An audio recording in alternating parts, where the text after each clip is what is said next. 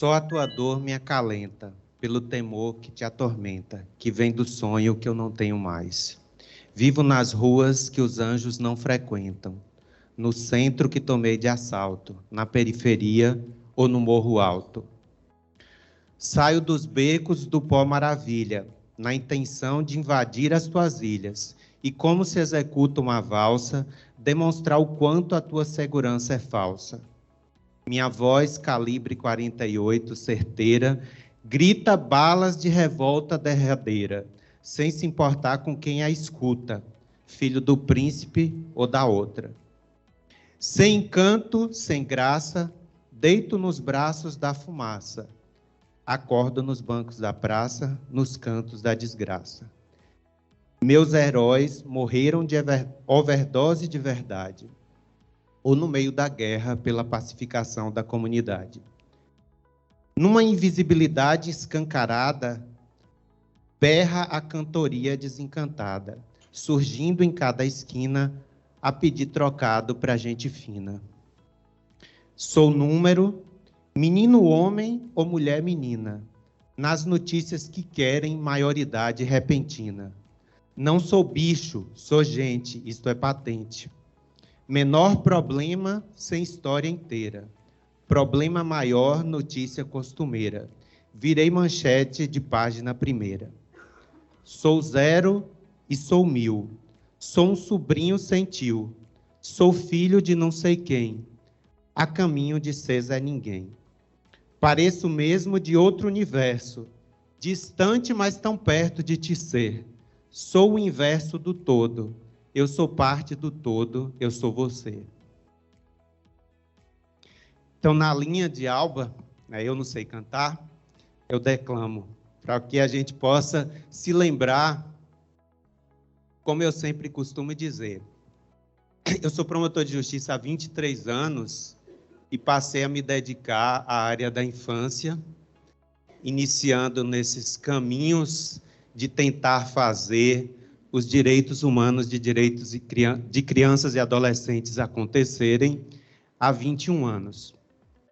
E eu costumo dizer, que o direito da criança e do adolescente, não importa em que área a gente atue, não importa se é no jurídico, se é no assistente social, na parte da psicologia, da antropologia, ou seja, o que quer que seja que a gente esteja trabalhando, pode nos dar a oportunidade de sermos pessoas melhores.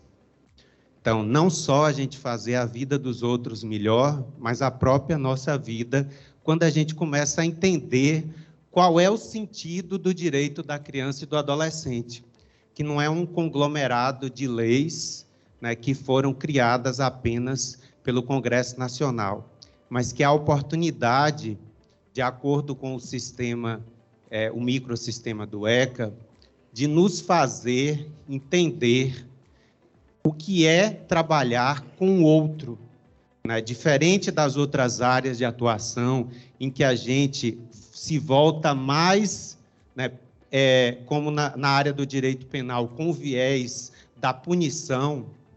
O direito da criança e do adolescente, não importa se na área da proteção ou da socioeducação, busca fazer valer uma melhoria efetiva das pessoas. Eu costumo dizer que o ser humano é uma experiência que ainda não deu certo.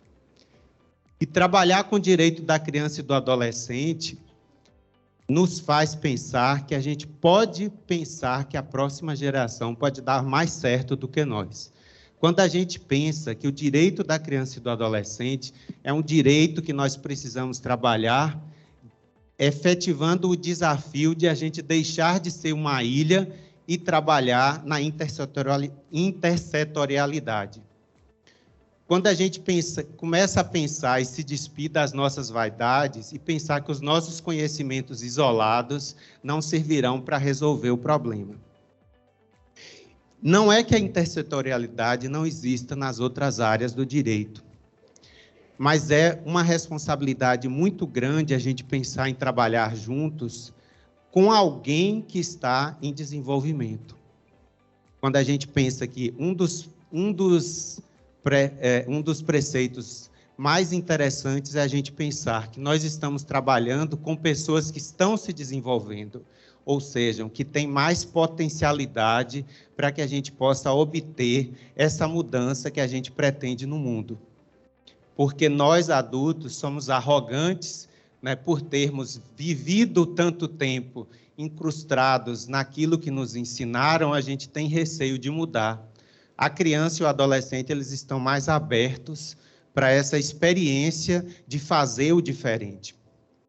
E é nessa linha da gente pensar em fazer o diferente que é importante a gente ter olhos diferenciados para a questão da socioeducação.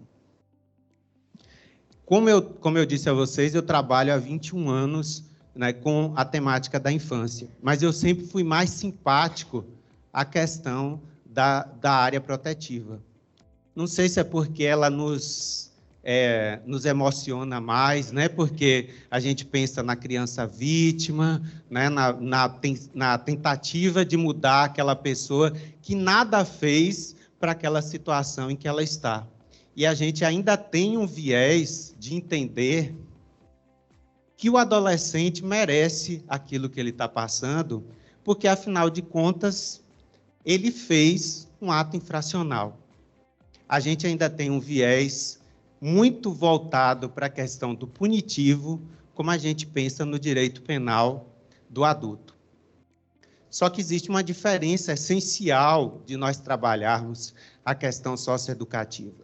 Não por entender que não há necessidade da responsabilização, mas por entender qual é a prevalência no trabalho do socioeducativo. Nós, equivocadamente no Brasil, né, as pessoas dizem assim, a maioridade penal aos 18 anos ela é tardia, ao contrário de muitos países em que ela se inicia anteriormente. Na verdade, nós temos que pensar que existe no Brasil um sistema de responsabilização que se inicia aos 12 anos de idade. Nós temos, do 0 aos 12 anos, apenas a aplicação de medidas protetivas.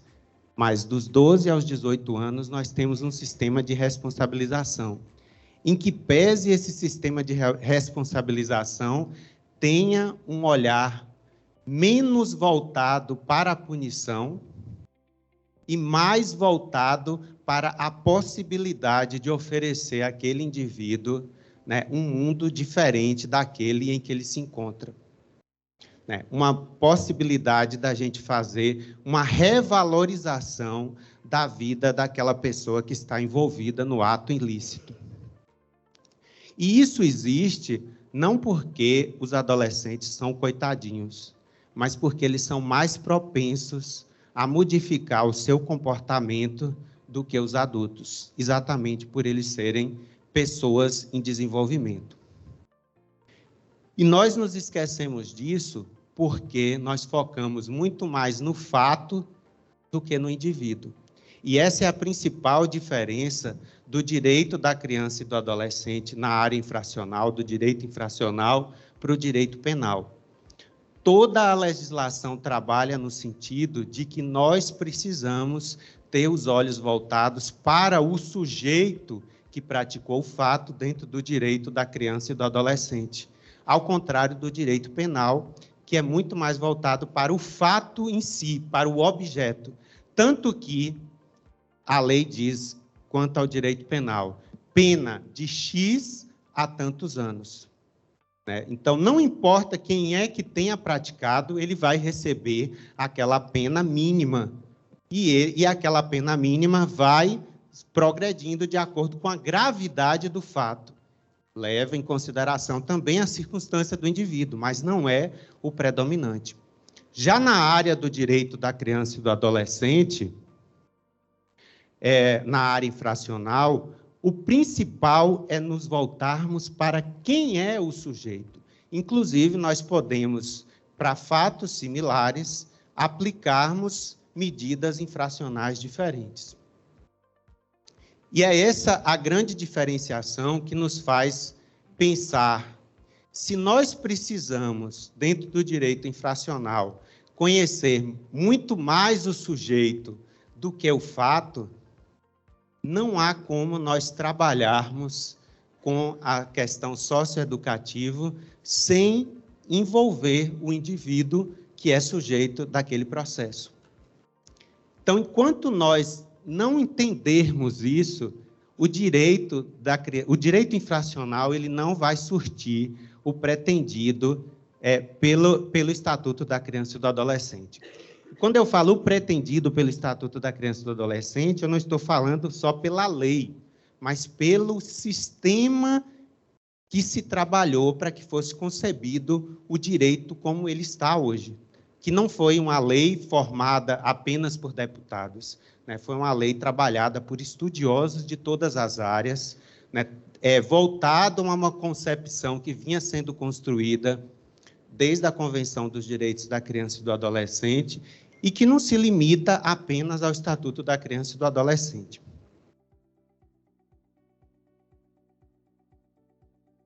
E nessa perspectiva, se a gente precisa envolver o indivíduo, né, nós precisamos continuar a trabalhar na mesma linha do que nós vínhamos conversando mais cedo. Não há como trabalhar o direito infracional sem fazer a escuta do adolescente. Por isso que nós batemos tanto na importância, né, para os colegas membros do Ministério Público que nos ouvem, da importância da oitiva informal. Não há como o Ministério Público atuar dentro de um processo do ato infracional sem que ele conheça o adolescente. E eu vou mais além. Essa escuta do adolescente, esse conhecimento do indivíduo, ele não se limita somente a essa oitiva informal, que é importante, mas não é única. Nós precisamos passar a pensar o direito infracional também pelo aspecto do estudo psicossocial. Está previsto no Estatuto da Criança e do Adolescente a possibilidade de nós realizarmos, a possibilidade, na verdade, não é nenhuma possibilidade, é uma exigência de que exista estudo social dentro dos processos de atos infracionais. Eu pergunto a vocês, é regra aqui em Vitória que os processos de atos infracionais tenham estudo social? Aqui no Espírito Santo, todos os processos de atos infracionais, há a realização de um estudo social? Na Vitória, né? Todos os processos de atos infracionais?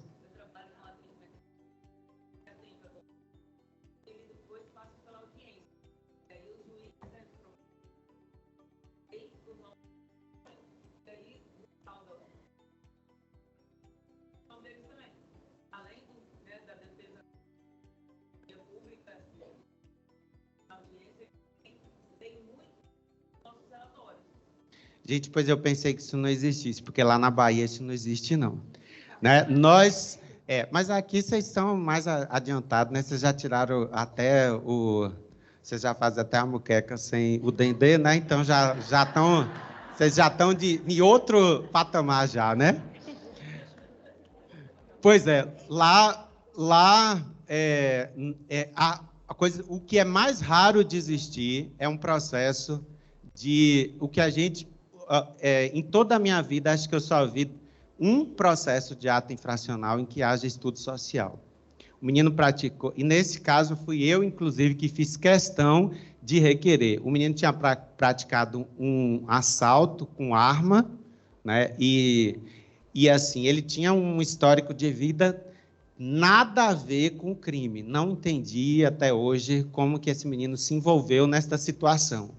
Né? Como dizem os antigos, deve ser as más influências, né? Então, por conta disso, exatamente que eu fiz questão de pedir, né? Porque foi um ato muito grave, eu fiz questão de pedir um estudo social para que a gente pudesse avaliar se havia necessidade de tomar uma medida das mais gravosas nesse caso. Mas não é ainda predominante, né, no Brasil, de uma forma geral, esse costume de nós trabalharmos com os olhos voltados para o sujeito, o indivíduo, a história do indivíduo, né, dentro do ato infracional. Nós não concebemos trabalhar em processos de medidas protetivas, né, sem o estudo social, mas entendemos que é possível realizar, principalmente quando um ato é de gravidade, né, uma medida, a tomada de uma medida socioeducativa, sem que a gente conheça o adolescente. Sem que a gente conheça a história do adolescente. Vocês devem ter ouvido já uma polêmica, né, em relação até uma inversão do rito que as pessoas estão pretendendo transformar a apuração do ato infracional nos mesmos moldes do Código Penal. Né? Existe uma razão para que aquele rito esteja estabelecido na forma como está. Né? Não dá para a gente aprofundar essa temática agora para não desviar do assunto, mas é a mesma razão que construiu esse rito, é a razão que nos faz voltar os olhos para o que eu estava falando, da necessidade da gente conhecer o sujeito. A necessidade de uma aplicação de uma medida de acordo com a história do indivíduo e com a maior celeridade possível. Se o juiz realiza toda a instrução sem ter dialogado com o adolescente no início do processo, né, ele está voltado os olhos ao fato e não ao sujeito. Se o juiz entende, e a defesa entendem, que o adolescente, ao contar, ao assumir o fato, ou ao narrar o fato, ele estaria se prejudicando e deveria deixar para o final, por uma medida de estratégia da defesa, o que é direito dele dizer: eu quero silenciar sobre o fato, mas eu quero contar a minha história. Porque a história do adolescente, ela não se limita à prática do fato. Né? O que levou você a estar envolvido nesta situação? Né? Mesmo se você não quer assumir a responsabilidade nesse momento, mas o que levou? Onde você estava antes de fazer isso? Você estuda? Né? Como você tem pai, você tem mãe, você tem irmãos, você trabalha, né? Você gosta de ler? Né? É engraçado como, mesmo quando a gente faz a entrevista com o adolescente, a gente sempre faz perguntas assim, muito objetivas. E a gente esquece que o adolescente, principalmente, não só porque ele é gente como a gente, porque ele é uma pessoa também, né, mas por estar nessa fase de desenvolvimento, é alguém que pensa muito no futuro, né? Pensa muito tem muitos sonhos, que às vezes muitos de nós já perdemos até o desejo de acreditar, mas eles ainda acreditam, ou deveriam acreditar, porque não é possível que um menino de 16 anos não tenha mais sonhos, mas é possível. Eu, sempre que faço auditivo informal, eu pergunto: o que você quer ser quando você crescer? Mesmo que seja aquele menino mangangão lá, né, com 16 anos, 17, mas ele é um menino, né, porque ele vai crescer e vai se tornar um adulto, porque, afinal de contas, ele ainda depende, na maioria das vezes, dos pais. E a maioria deles me diz assim: não sei. Aí eu digo: não, mas pense. Você nunca pensou? Pode dizer, diga aí o que você quer ser. Você tem vontade de fazer o quê? Você tem vontade de estudar? Tem vontade de trabalhar? Né? E aí, às vezes, alguns não querem dizer, também é o direito dele não dizer os seus sonhos, né? E alguns, timidamente, vão dizendo: eu queria ter um trabalho que eu pudesse ter dinheiro. Mas trabalhar com o quê? Pensa aí, se você pudesse. Né? É engraçado que alguns são corajosos, né? Mesmo estando lá num bairro bem simples, né? Tendo uma vida bem pobre. Ontem eu atendi a um menino que já tem 16 anos, está no 3º ano e mal sabe escrever e não quer mais voltar para a escola. Eu disse: e o que você quer ser quando crescer? Aí ele disse: eu quero ser médico. Né? Aí eu disse: e o que você vai fazer para você conseguir chegar naquilo que você quer ser? Aí ele disse: eu tenho que estudar, né? Aí, então, se a gente não conversa, a gente não se aproxima da pessoa, né? Porque não é só falar. Eu não tinha nem perguntado para ele, você fez, você traficou, você não traficou, né? Porque eu já tinha o entendimento de que eu ia aplicar uma remissão naquele caso, porque na comarca em que eu trabalho, né, os processos de representação não são prioridades, e eu sabia que se eu fosse representar aquele caso, não ia levar em lugar nenhum. Então eu fico pensando, como é que um promotor de justiça, né, se envolve num processo de ato infracional sem poder ter a oportunidade de conhecer aquele indivíduo que precisa receber uma medida que vai ser sugerida por ele, seja no início do processo na remissão, seja ao final do processo da instrução. Porque não se engane, na instrução é muito diferente o conhecimento que o promotor vai ter do que na oitiva informal. Porque quem está presidindo a audiência de apresentação é o juiz. Ele só diz, vou dar a palavra ao representante do Ministério Público, né? Porque o menino não sabe nem o que é representante, nem o que é ministério, né? Mas aí vê lá, né? Aí, e lá não, você cara a cara com um adolescente. E aí a gente começa a entrar, né, no tema, antes que acabe meu tempo aqui, que faltam. Certo. Então ainda dá para falar um bocado de coisa ainda. Eu fiz questão de fazer toda essa introdução, né, porque a gente não pode perder de vista que trabalhar com medidas socioeducativas significa você trabalhar dentro de um sistema, né, que tem uma razão de ser, que não é só a criação de uma lei. É um sistema que tem um embasamento, né, num estudo de gente do mundo todo que se reuniu na ONU, né, para poder discutir a Convenção dos Direitos da Criança e do Adolescente.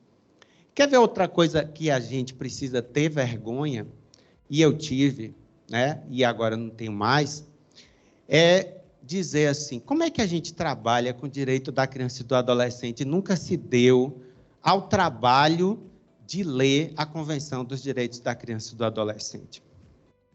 É ler, pensar assim, a gente preocupa com o decreto, com a portaria do Ministério tal, né, com o regulamento tal, mas a essência que vai fazer a gente entender, e assim, o exibimento de dizer, eu citei uma norma internacional, a gente não tem. Né? Você cita lá o decreto, a portaria, até o estatuto, de vez em quando cita a Constituição, né? Mas estudar, debruçar, né? E pensar assim, isso aqui, gente, isso aqui o Brasil fez parte da Convenção dos Direitos da Criança e do Adolescente e tinha uma participação ativa, né? Porque tanto era uma participação ativa que o artigo 227 veio da Convenção dos Direitos da Criança e do Adolescente. O artigo 227 é de 1988, a Convenção é de 1989, mas o artigo já estava lá dentro. Por quê? Porque o povo lá da Convenção participou da construção, não é porque era assessor de deputado, porque foi uma lei que surgiu de um movimento que estava acontecendo no mundo e contagiou o Brasil. Então, quando a gente começa a pensar assim, a gente tem que pensar, vamos parar de dizer assim, porque nós perdemos isso, né? Até estava falando aqui, Alba, você vai me desculpar, você disse, nós perdemos a oportunidade de ver o outro. Quando é que a gente teve a oportunidade de ver o outro, gente? Antigamente, criança era objeto, o pai fazia com ela o que queria. O pai vendia a criança como escravo na época dos gregos, né? A menina casava com quem o pai determinava. Né? Então, nós estamos evoluindo a passos lentos de tartaruga, mas estamos evoluindo. E a gente precisa dizer isso porque a gente desespera, fala assim, o estatuto já tem 33 anos e não mudou nada no Brasil. Não mudou o quê, gente? Não mudou do jeito que a gente quer, né? Porque a gente quer viver o paraíso, que é ter um mundo mais acolhedor para as pessoas. E esse mundo mais acolhedor ao outro, ele é formado com a pauta dos direitos humanos. inclusive dos direitos humanos de crianças e adolescentes. E a gente está fazendo história no momento em que a gente está... A lei é de 2017, nós já estamos em 2023 e ainda não implementou. É assim mesmo, gente. Vocês estão achando que é fácil mudar uma cultura, mudar uma forma de ser que existiu por anos? Ah, mas o Estatuto tem 33 anos. E antes dele, 400 e tantos anos que foram feitos de forma diferente. E que todo mundo aqui carrega o ser Código de Menores. Ah, mas eu não nasci depois. Mirela vai dizer, eu só tenho 30 anos, não nasci no Código de Menores, não. Mas você foi criada por quem foi criado dentro do Código de Menores. Por isso que eu falei, eu falo, e essa semana eu ainda falei, quando eu fiz uma palestra sobre essa questão do Maio Laranja, com os adolescentes de uma escola pública. Falei, gente, a minha geração não deu certo. Vocês têm que dar certo, gente. Vocês têm que pensar diferente do jeito que a gente pensa, né? Não é agarrar a menina pelo braço e dizer, você vai me beijar porque eu quero, não. É você pensar que você tem que respeitar o corpo de outra pessoa que está ali. Existem pessoas que já estão pensando diferente, apesar de os pais ainda pensarem do jeito que eles foram criados. E o grande conflito que nós vivemos, tanto entre pais e filhos, como entre profissionais e adolescentes, é a gente não conseguir fazer essa escuta. Porque mesmo quando a gente faz a escuta do adolescente, a gente muitas vezes não presta atenção no que ele está falando. E sim, a gente está escutando, pensando na resposta que a gente vai dar para ele. Então, a gente precisa começar a mudar, entender. Só vai existir um mundo mais acolhedor, né, com menos violência, quando a gente começar a entender o outro. E entender alguém de uma geração diferente, que não é só uma geração diferente, mas é uma geração que está contagiada por um movimento que é o do Estatuto da Criança e do Adolescente, é o grande desafio. Porque a maioria dos meninos com quem você fala, ele pode não entender o que está dentro do Estatuto da Criança e do Adolescente, mas ele já começa a entender que ele tem direito. Uma vez eu dei uma palestra num povoado da zona rural e estava falando sobre o Estatuto, uma mãe levantou a mão e disse, eu não gosto desse negócio de Estatuto da Criança e do Adolescente. Eu falei, por que a senhora não gosta? Porque antes o menino não obedecia, a gente tirava um pedaço de vara de marmelo do quintal e ele passava, dava umas tacadas, passava e ele passava a obedecer a gente. Agora não, fui fazer isso com o menino disse, eu vou lá no conselho tutelar se a senhora me bater. Né? Aí depois eu disse, e o que a senhora acha da senhora hoje, quando sair da palestra, for para casa?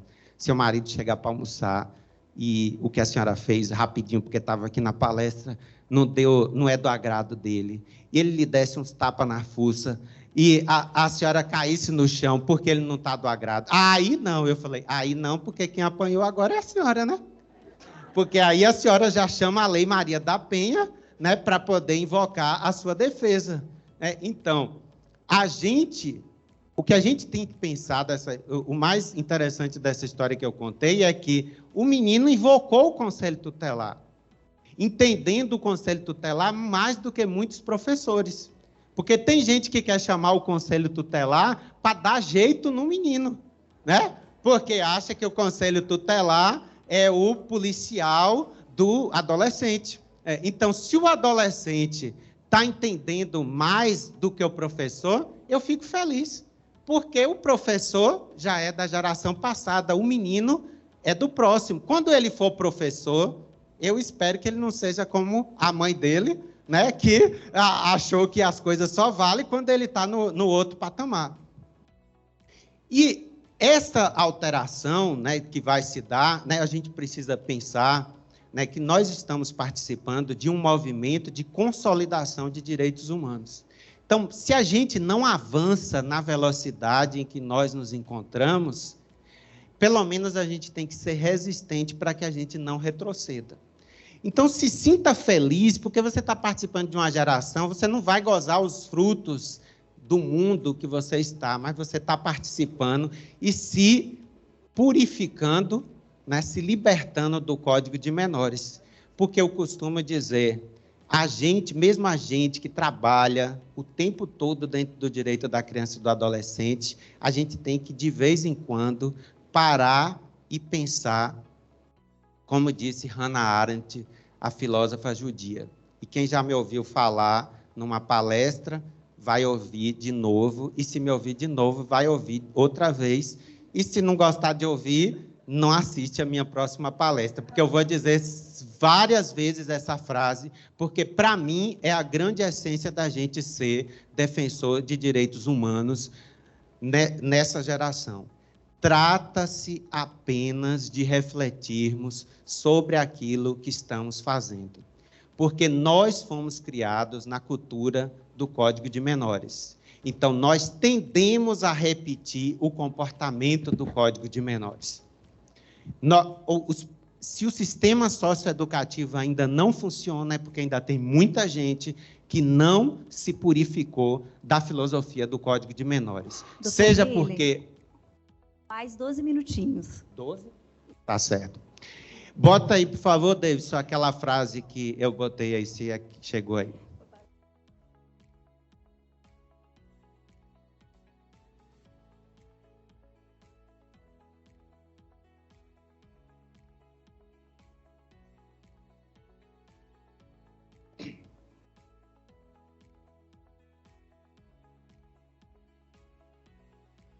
Isso aí serve também para o sistema socioeducativo.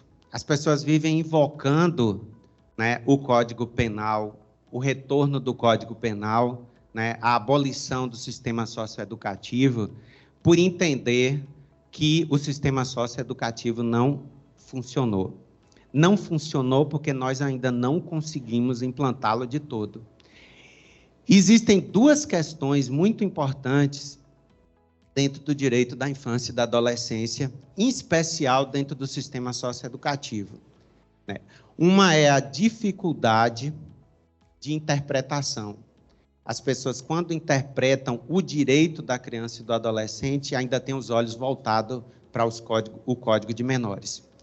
E essa é a dificuldade da cultura, que nós estamos, esse talvez é o nosso maior desafio. A outra dificuldade é da implementação. A lei existe, a previsão dos equipamentos existe e eles não funcionam ou funcionam precariamente. Na maioria dos municípios baianos, e eu espero que aqui vocês tenham história diferente, eu fiquei até com vergonha do outro que eu perguntei, que eu achei que a menina ia dizer, não, só em Vitória, ia dizer, tá vendo, gente, vocês têm que fazer no estado todo. Aqui funciona um meio aberto? Na maioria dos municípios? Em Serra tem funcionado. Mas eu quero saber, está implantado na maioria dos municípios? Pois o nosso grande desafio dentro da Bahia, né, que é um estado que usa Dendê, porque é muito grande, para poder a gente atravessar tem que ter mais energia, né, porque nós temos 417 municípios. Na maioria deles, o sistema socioeducativo de meio aberto não está implantado ainda. Então, quando o adulto, ou quando o adolescente comete um ato infracional, o que acontece? Ele não aplica a medida e manda para a Secretaria de Desenvolvimento Social. E aí o menino fica indo lá fazer... Eu estava até falando com... Me dê só mais um minuto aí para eu mostrar um negócio aqui, que eu vou ter que abrir minha mochila e tem que parar o relógio. Eu estava mostrando para a Daniele aqui, mais cedo, né? Esse livrinho aqui, que hoje eu acho que não publica mais, é uma revista. Revista Vozes. Vocês já ouviram falar? Então, aqui, A Terra dos Homens, que é uma ONG que funciona no Maranhão, né, realizava esse trabalho esporadicamente com adolescentes, para que os adolescentes falassem, o nome já é bem simbólico, vozes, para que os adolescentes falassem sobre aquela temática. E um dos temas que eles trabalharam foi essa questão das medidas socioeducativas, inclusive as medidas em meio aberto. E ele perguntava assim, o que é o meio aberto? Aí o menino dizia assim, eu acho muito chato, e às vezes eu deixo de ir. Por que você acha chato? Porque a gente vai lá, a tia fica só dando sermão, né? Ou então, tem dia que ela não está lá, a gente assina e vai embora. Ele ia para assinar ou para levar a bronca da tia. Como que o meio aberto... Gente, o meio aberto, né, para poder... Já que eu já estou nos 10 minutos finais aqui. O meio aberto, ele existe para favorecer a possibilidade de alteração do panorama em que levou o menino a praticar aquele ato infracional. É isso. Né? Se a gente tem as medidas protetivas que são aplicadas às crianças, elas têm o viés estritamente protetivo. Nós temos as medidas em meio aberto, que têm uma pincelada do retributivo, né? Porque você está obrigando o menino a fazer aquilo, mas tem também o caráter principal de oferecer a ele um panorama de uma vida diferente, para ele poder refletir, né, e tentar sair daquele caminho do ilícito que ele se encontra. E quando o meio aberto não funciona, nós vamos para as medidas em meio fechado, que são muito similares, ainda que não sejam idênticas, às medidas penais, ou seja, tem o caráter punitivo muito maior do que as medidas em meio aberto.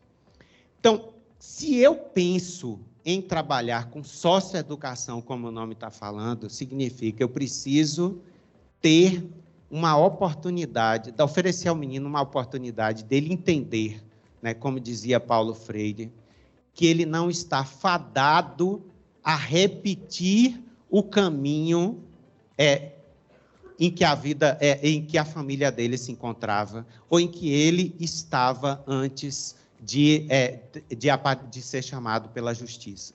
Né? Existe um mundo além daquilo que você viveu.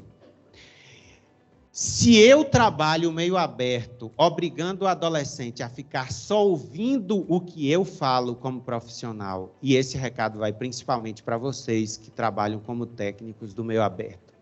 Se você usa o tempo para poder falar o que você pensa, em vez de você escutar o menino e fazer ele refletir, né, não com a sua fala, mas ele construir um caminho, né, para que ele possa mudar aquele panorama em que ele se encontra, eu estou condenando aquele adolescente a passar para a próxima fase.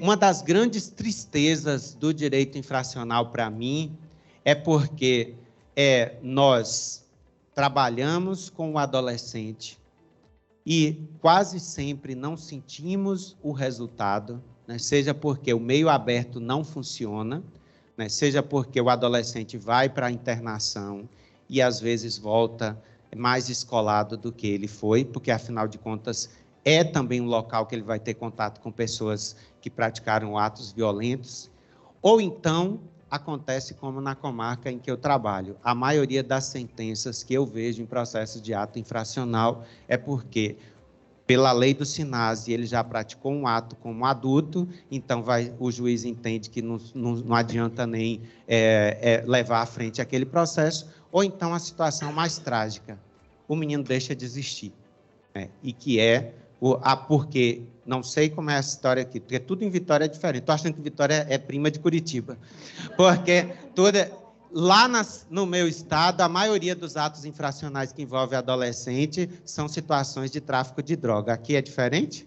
Não. Pensei que já era diferente, já ia falar, então é o quê? Né?